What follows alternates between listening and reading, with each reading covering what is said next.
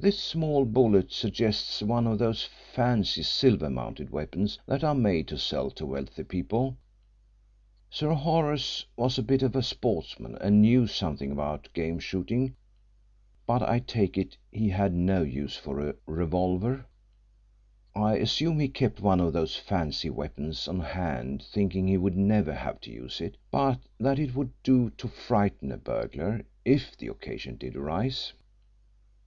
And when he was held up in this room by a man with a revolver, he made a dash for his own revolver and got in the first shot," suggested Rolfe, with the idea of outlining Crewe's theory of how the crime was committed.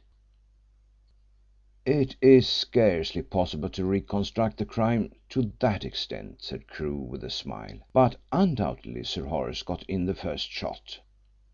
If he fired after he was hit his bullet would have gone wild, would probably have struck the ceiling, whereas it landed there. Let us measure the height from the floor." He pulled a small spool out of a waistcoat pocket and drew out a tape measure.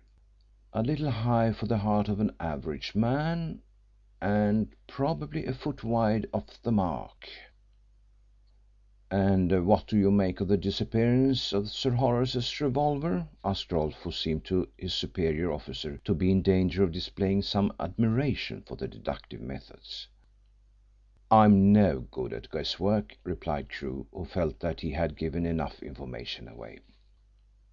"Well," said Rolfe, "here is a glove which was found in the room. The other one is missing. It might be a clue." Crewe took the glove and examined it carefully. It was a left-hand glove made of reindeer skin and grey in colour. It bore evidence of having been in use, but it was still a smart-looking glove, such as a man who took a pride in his appearance might wear. "Burglars wear gloves nowadays," said Crewe, "but not this kind. The india rubber glove with only the thumb separate is best for their work. They give freedom of action for the fingers and leave no fingerprints. Have you made inquiries whether this is one of Sir Horace's gloves?" "Well, it is the same size as he wore, 7½" said Inspector Chippenfield. "The butler is the only servant here and he can't say for certain that it belonged to his master. I've been through Sir Horace's wardrobe and through the suit case he brought from Scotland, but I can find no other pair exactly similar. Rolfe took it to Sir Horace's hosier and he is practically certain that the glove is one of a pair he sold to Sir Horace."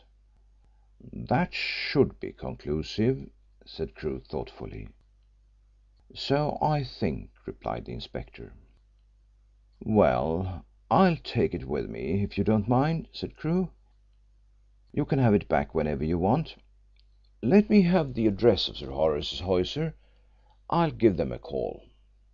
"Take it by all means," said the inspector cordially, referring to the glove, and with a wink at Rolfe he added, "and when you are ready to fit it on the guilty hand I hope you will let us know." End of chapter 6 of the Hampstead Mystery by John Watson and Arthur Rees. Read by Lars Rolander.